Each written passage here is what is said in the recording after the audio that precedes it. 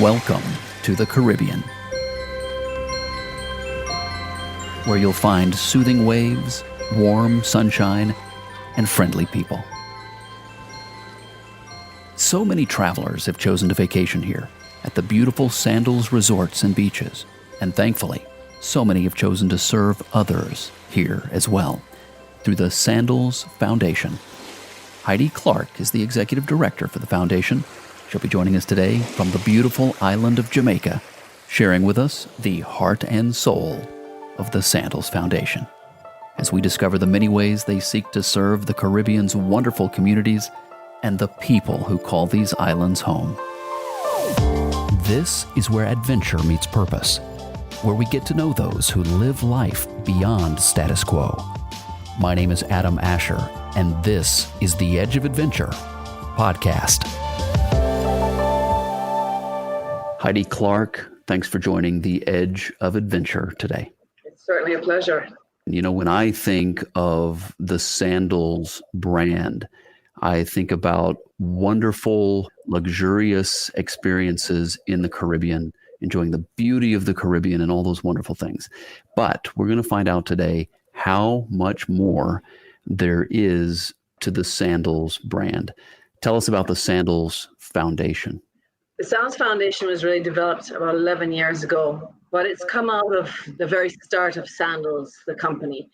Our brand has always been about not selling a hotel. It's really about selling a destination. So that's made up of the beautiful beaches, it's made up of the mountains, it's made up of the people, and it's made up of the culture. So for us, more than ever, it was, you know, we're on the outskirts of communities that need a lot of help. How do we get involved so that we have the buy-in from the communities from the get-go? So I think it's always been the Stewart family drive and mission to see how they could make a difference. And then when we realized how much travelers really wanted to get involved with the destinations they visit and learn more about them, Sandals Foundation came about. And that was born in 2009. And that was really Adam Stewart's baby. And I have been there from the beginning with him, which is pretty exciting because I've kind of seen it develop from day one. And it's really all about how can we have tourism, which is a driving economic force in this region, have the trickle-down effect to every corner of our communities. Heidi, I know that you knew about Sandals prior to the starting of the foundation, and you were immediately intrigued. Take us back to that point in time. What did you think when you heard about Adam Stewart's vision for this and this next step for Sandals at the time, you know, going back approximately 11 years? Well, I always have to tease him now because he said, I have a little project, and now that you're moving from Trinidad back to Jamaica, I wonder if you'd be interested. So 11 years later, it's not so little because it's 8 islands where we're operating. And I guess it was his vision because he felt that through our visitors, through our corporate partners, and through our travel partners, we had the potential to do so much more here. And we really have seen how that has happened. You know, presenting travelers with opportunities to give back, with opportunities to learn more about the Caribbean culture, it has just proven a win-win. And we have just built from strength to strength. So I think that he had a great idea. We've seen the impact it has had over the last 11 years, and we see the incredible potential to grow from where we are now. Heidi Clarke is our guest today here on The Edge of Adventure, and she's the executive director at the Sandals Foundation. Heidi, tell me about the 3 core divisions or core projects that you at the Sandals Foundation undertake. I know there's 3 primary categories that you like to focus on. We're going to dig into them. We're going to go into detail on this, but the overview of those big 3 are what? So I think that when you look at the Caribbean, we felt we didn't want to narrow our focus. So our 3 main pillars are environment, education, and community. And they really encompass quite a few things to make our work somewhat holistic. So I can get into each of those pillars and tell you what we do under them. And it's pretty similar across the region, but they're different partners because that's really how we implement a lot of our work. So you mentioned, I believe, 8 particular locations. Tell me about those 8 locations. And they're all in the Caribbean, I understand. Are they all the same, or are these different islands unique each in their own way? there are 8 islands that we presently operate in, and we're just recently announced we're expanding into 2 more. So presently we're in the Bahamas, Turks and Caicos, which are made up of numerous islands. Bahamas are 700 small islands, and Turks is, I believe, 40 small islands and 8 inhabited islands.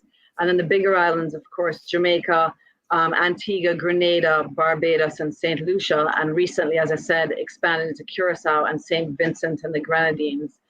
I think they're all different in some ways. You know, the people have different backgrounds and different cultures, but we have a similar, very loving, kind of embracing way about us here in the Caribbean. And I think what's really fantastic across the islands that we've found is that everybody wants to progress and everybody wants to grow and everybody wants to learn. So we found it's a unique region because of its beauty and because of the culture of the people here. But every island has its different culture, it's different music, it's different food. But I think across the board, it's all about the loving, embracing people of the Caribbean that really make it intriguing. And what's very interesting is, you know, Sandals has a 40% repeat guests. We have guests that just are so in love with the islands. They just keep coming back. And funny enough, sometimes to the same resort. They develop that passion. Heidi, tell me how travelers are able to give back through the Sandals Foundation, because I know that's largely at the heart of your work and this heart that you guys have for the people and the people who may in some ways be in serious need, but giving these international travelers from the US and other places the opportunity to participate and give back and help in some way. Sure. What I think is really great, there's numerous ways to get involved, but actually just by being a Sandals or Beaches guest, you're helping to make a difference. So Sandals Resorts International funds the governance of this foundation 100%, which means that every cent that comes into our foundation goes directly into our projects and programs. But outside of that, we let visitors get involved in many different ways. So we have weekly volunteer opportunities in our schools. We have group volunteer experiences where people can reach out to us if they want an entire experience planned for them. And for us, with these volunteer experiences, it's really about how we're filling gaps. And we are on the ground in the community. Our team members are eyes and ears of the communities. So we work alongside of them to ensure that when the volunteers come along, they're getting out and they're doing something that's really needed. And then we have other things like our community tours. So we do this in partnership with Island Roots. And our community tours go from everything from turtle hatching here in Jamaica to fish fries that help promote local cuisine and also local vendors in both St. Lucia and in Barbados. And then it's also about exploring and getting to know about the local culture. We want people to leave our resorts and to learn about the islands that they're in. So those are a couple ways. And then the other ways they can get involved is Pack for a Purpose. Any island that you're visiting, they can go on the website, Pack for a Purpose, and they can look and see what organizations we're linked with, and they can bring 5 pounds of much needed supplies.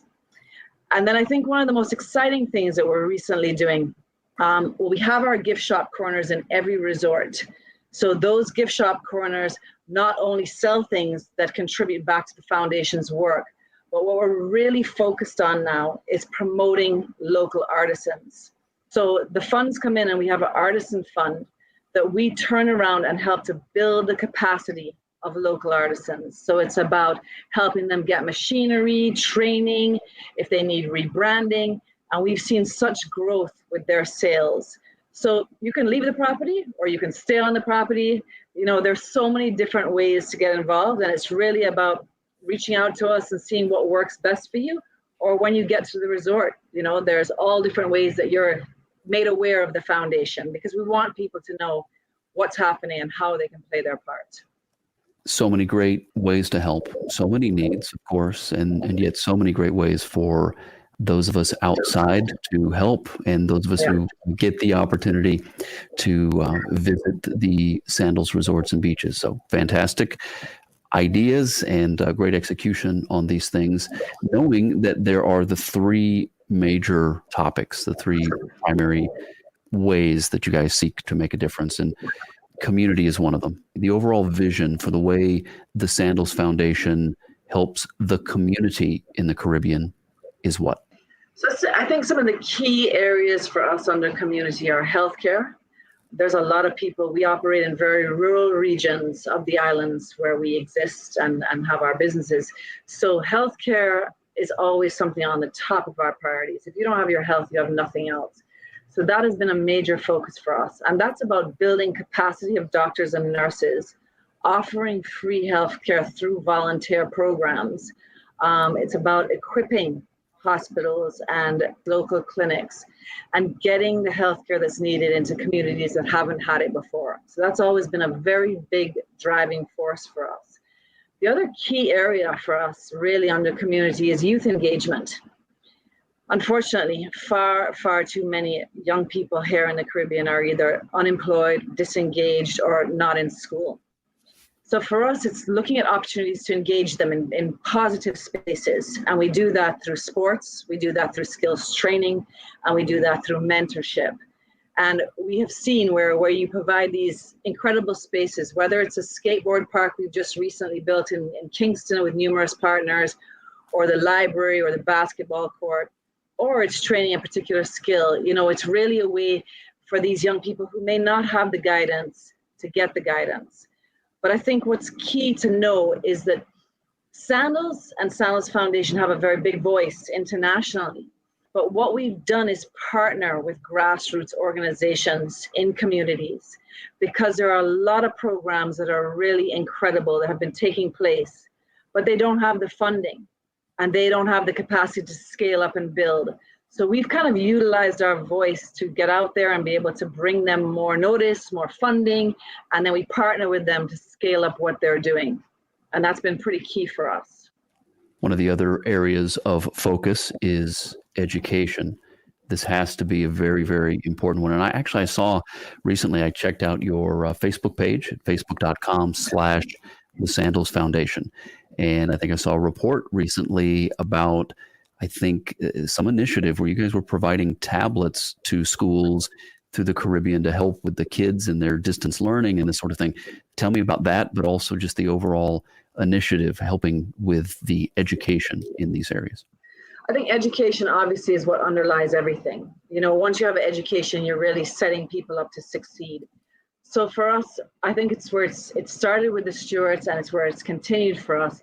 It's about really capacity building for schools and providing them with the best learning environments for children across the islands. And that's everything from infrastructure to teacher training to supplies. And then, as you just spoke to, technology.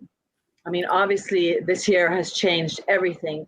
But before that, children in the Caribbean, unfortunately, have been rather, I feel, held back because their education has not been enhanced by technology and they have not had that at their fingertips, whether it's because they don't have Wi-Fi access or they don't have computers or tablets. Of course, now, during this pandemic, because there's been so much homeschooling, I think that we have been driven and thrust into an era.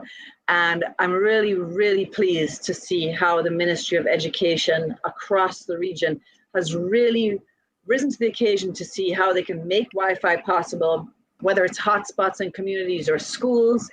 And then the private sector and numerous foundations, including ourselves, have been able to work to fundraise with international partners and with other partners on the ground here to put digital learning in the hands of our children.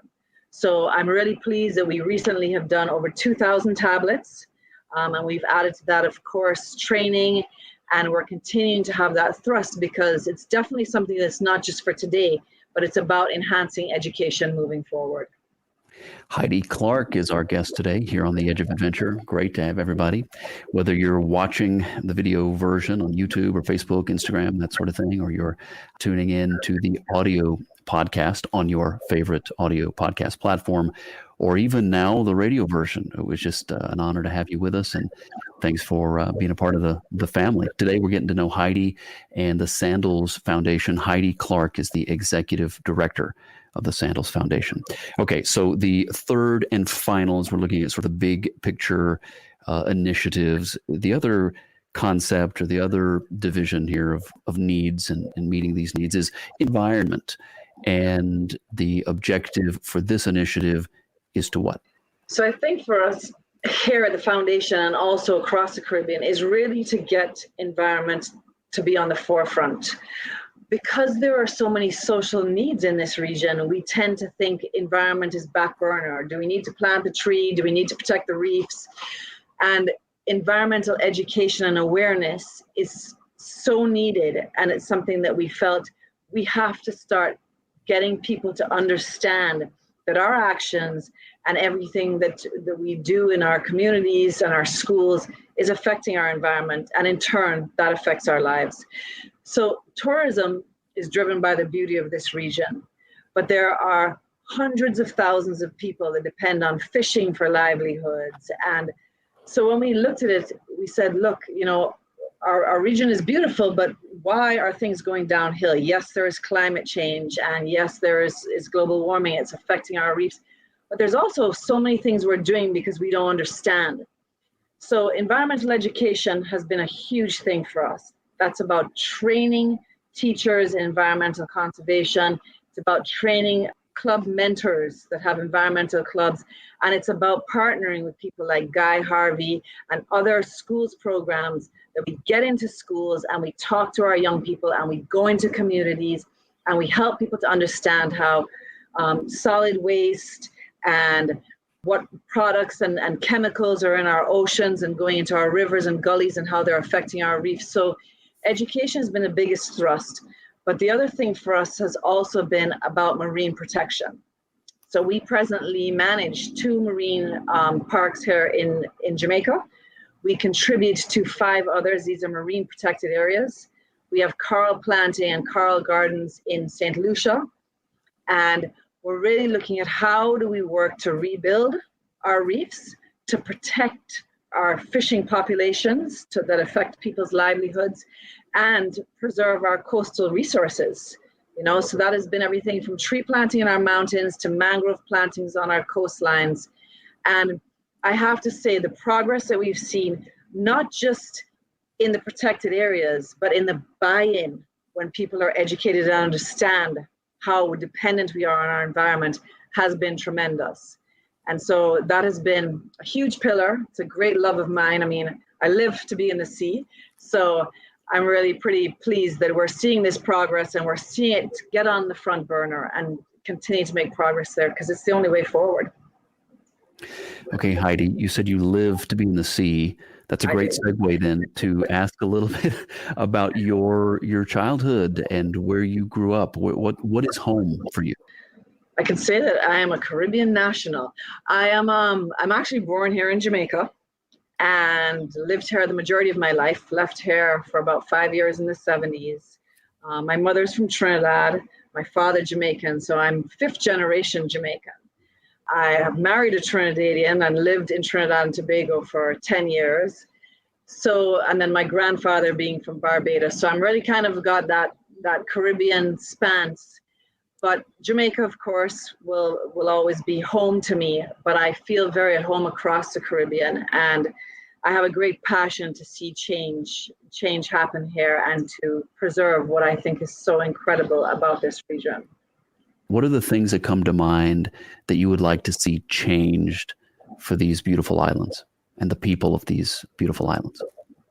So I think the biggest things, I mean, they really fall under our pillars. I would love to see more focus on the environment and more understanding of why it's so important. I would love to see people and children and people who are going into their college years have more opportunities to get the education they deserve. It's something that we get the most requests for scholarships and people wanting to further their education, and there's just not enough funding. So I feel giving young people that opportunity and to give them equal footing to other people in the world would really be a fantastic thing. But what do I see that I love so much as I sit here looking at the beautiful sunset that is best weather in the Caribbean? You can't beat the Caribbean people. They are so resilient. They have the most beautiful smiles and they love life. They love to party. They love to have a good time. They're very friendly. And I think that they're very, very special. And I think the beauty of the Caribbean, there is beauty all over the world, but I think that it's very special. I mean, the colors of the ocean from the Bahamas right back down to the Eastern Caribbean in St. Lucia and Barbados, it's just, to me, it's a wonder. It's like a natural wonder. So I think we have a lot going for us. I think that now more than ever, our government, we have younger people coming into government, and I think that they're a little more driven and seeing change, and they want to see things happen. So that change I'm now starting to see, and that's all exciting. And I think that there's great potential in this region. So I can only hope that progresses. The Caribbean is resilient, I've heard it said. Tell me about the resilience of these people and these places. There's so much. Obviously, we're in a very vulnerable region when it comes to climate change and when it comes to hurricanes and disaster. And I've seen far too often, and especially in the last 11 years, some of the biggest hurricanes that have come through this region in the Bahamas and Turks. And I've just seen an amazing coming together and family, and we'll make it through. And as hard as things are, I think that people continue to come together and feel that there is a light at the end of the tunnel. And I think that has been the same case with this pandemic. I think that people have had fear. People, because of the fact that tourism drives this region, and it's been such an affected industry, a lot of people have lost jobs. But you've seen where people have turned to help their neighbor, where they have turned to be very entrepreneurial, whether it's sewing masks in the local community and teaching other people how to do that. They've really just come together to say, look, you don't have this, but we have that, and let's see how we can help each other and remain positive, and we're going to get through this. So I always feel that there's not that constant, like, this is the end of anything, whether it's a disaster or whether it's a pandemic. There's always that upbeat that we will get through this. What are some of the ways that you all have adapted and continued to serve? I mean, we've talked about a couple of them that come to mind in the education with the tablets and the masks and things like that. But are there other ways that you guys met big challenges and said, you know what, we're gonna find a way to meet these challenges effectively?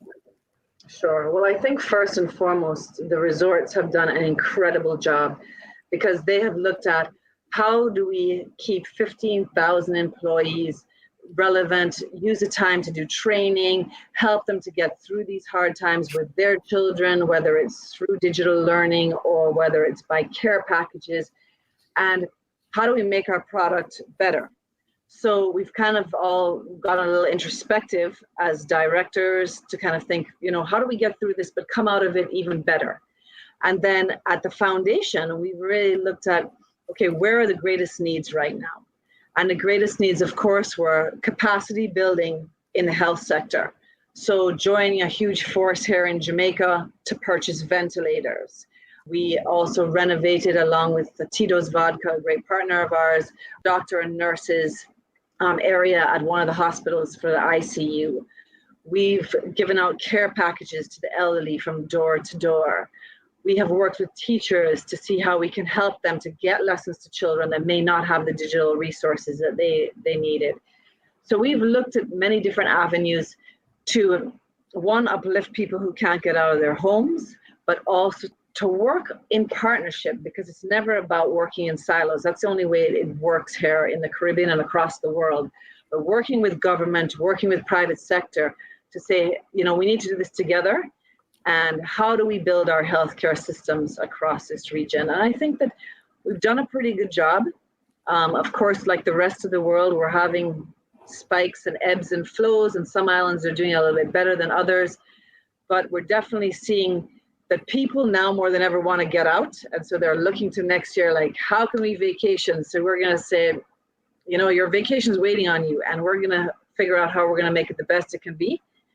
And from our side, at the foundation, how are we going to get people involved and learn more about what we're doing? Because there's so much opportunity for travelers to get involved and to make a difference here.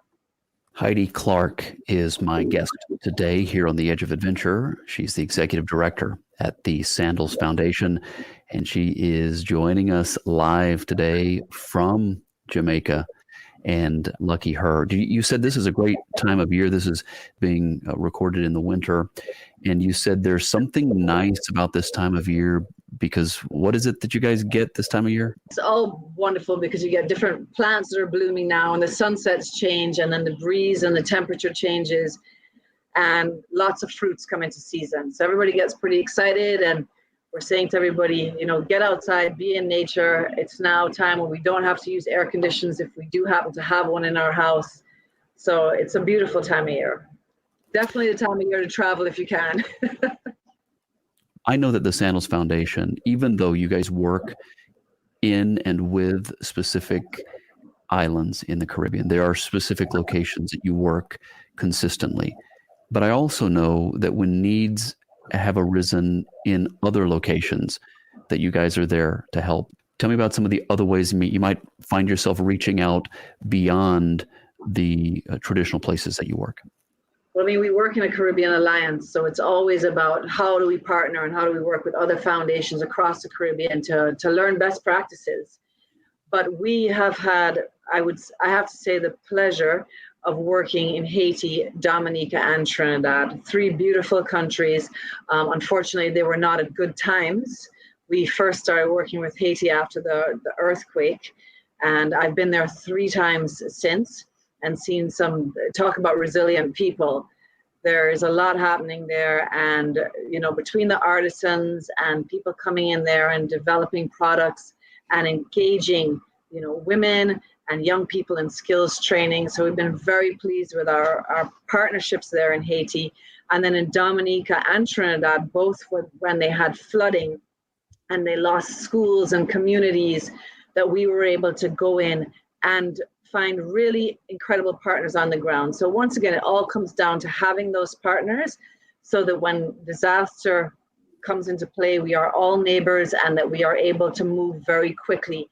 So I think for us, it's always about doing research and having those partnerships prior so that we're able to really get in there when the need is great and play our part. Okay, let's talk shop for just a second. You mentioned that there are, I believe, approximately 15,000 employees through Sandals, right? Yes, that's correct. Okay. They all have an opportunity to give back. I know that you make it very easy, and it's the kind of thing that they have the opportunity to not just give, but to be a part of something. So numerous ways they get involved, and it's really incredible because you're talking everybody from projects and architects that are building sandals and beaches to our accountants to our line staff who are in front and serving our guests every day. So how do they get involved? They do so many things. One, the biggest thing is they're the eyes and ears of our communities. So they live in the communities where we operate, and oftentimes they bring and make us aware of a great organization that's doing good things or of a huge need. So to have them in there and really have them as the boots on the ground has been incredible. They make our guests aware of what we're doing. They bring awareness, whether it's through fun games on the resort or through our retail corners, but they let our guests know about the foundation and how they can get involved. They volunteer their time personally. So we often say to them, if you want to get out, this is a project we're doing, come, get involved. And then other than that, a lot of them lend their expertise. And I will not lie to you, they are very busy people. When the season's going, they are very busy, but we are able to call on them. And we're able to say, look, we're building this school. We really need your help. And our projects team will get out there and see what they can do to make possible. And the landscaping team will get involved. And if the school needs help with their accounts or putting together a board, that team will get involved. So they're really instrumental in each playing their part. And I call on them all the time. Sometimes I hear that little sigh on the end of the phone, Heidi, we're super busy, but anything for the foundation. So I'm really pleased to say they have been instrumental in making the foundation what it is today. Tell me about the importance then of Adam Stewart's leadership as he has not only founded, but led the Sandals Foundation now for 11, 12 years. Tell me about his role as a leader. He's a fantastic person, and he comes from two really great parents that have been driven. They have done nothing without seeing how they can play their part to give somebody else a hand up and not by a hand out. So Mr. Stewart always said to us, don't give handouts. It's not what this is about. You need to empower people. You need to educate people. And he drove that in all his children. And Adam, of course, is our deputy chair here at Sandals Resorts, and he is the president of the foundation. And he has a passion. So he gets ideas very frequently, and he wants to make things happen. So he's very passionate. I think one of his greatest passions, of course, is the environment, but it's also education and how we engage our youth. So he's been a great leader. He rallies the troops, all of us, even sometimes when we're feeling like, okay, we're overwhelmed. He's like, you can do this. And, it's all about how he's very innovative, and he wants to look at how we make things sustainable. So whatever he's looking at on resort, if it's solar or if it's, other types of power, how can we bring that into our communities, and how can we bring that into our schools? So he's always looking at how we can take the knowledge that we have, the partners that we have, and utilize that to build the community strength at the same time. So I think he's been a fantastic leader. And sometimes I could say too passionate, because he's like, I got another great idea. And I'm like, okay, slow down. He's been fantastic. How wonderful. And I've heard so many good things from different people who are a part of Sandals or part of the Sandals Foundation, that so many good things about the family, and through the years, what they built for Sandals Resorts and Beaches. And then also, of course, in more recent days, the last 12 years or so, the foundation, and how important it is. And that's, of course, what we're talking about today, the Sandals Foundation. Is I've got Heidi Clarke joining me today. She's the executive director of Sandals Foundation, joining us today from Jamaica. So here's a question. It's kind of a two-pronged question. Should be pretty easy to answer. But as I did my research and I looked at all that you guys are doing, very, very impressive. Everybody can check them out at sandalsfoundation.org. But I saw a couple of things I had to ask you about. Reading road trips and volunteerism. Okay, so two things that our visitors can get involved with. And so the reading road trip really came out of the fact that so many visitors come to the Caribbean. They're like, oh, I want to go into the school. I want to see the children. We have some gifts for them. And we kind of said, when we go out into the communities, or when we go out into our schools, we want the children to benefit. And it's great that you want to come out and give them something, but we want to make the time productive. So the reading road trip came out of the fact that our classes are often very overcrowded here in the Caribbean, and you don't get a lot of one-on-one time. So we set a very structured program that takes place for an hour and a half every Thursday morning when school is in, and our guests are taken out. We supply all of the books and the worksheets and everything, and the children get one-on-one time with somebody who works on their reading, who does worksheets with them, and just really has a generally good time teaching them about where they come from and letting the children talk. So it's really about building their literacy skills, and the guests are having a good time. And I think what's really been fantastic about it is that there has been such a bond and connections made that guests have left the school and said, Heidi, we want to build on that. We realize that the children need more computers, or, they need a space for a bigger classroom. How can we get more involved? So it's gone beyond, and they've also provided scholarships through this. So the Reading Road Trip has been a great success. It's in all the islands where we operate and can be booked on island routes. And then volunteerism really came out of the fact that so many young people have to do service hours. And a lot of them come on vacation, and their parents are saying, okay, they're having a great time at this all-inclusive, but I would love them to go out and see what the culture is like. Is there anything they can do to get involved outside of just a regular tour? And so we said, sure, there are lots of ways they can get involved. There are people that need a lot of help, whether it's, helping to clean an old person's house, or a painting, or reading with a child, or many different aspects, tree planting that we do up in the forest. And the young people can actually come now, they can do service hours, and they can walk away, not just with having those hours under their belt, but with having those hours in a whole new cultural experience and meeting local people, because when we go out and do our volunteer outreach, we always get the local stakeholders and local community members involved, because we want them directing what they want in their community, but also we want them to have that experience, that shared experience between the volunteer and the beneficiaries. So it's kind of been a real win-win.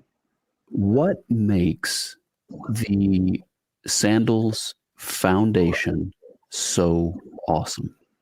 I think what makes the Sandals Foundation so awesome is because it's about connecting visitors to driving change.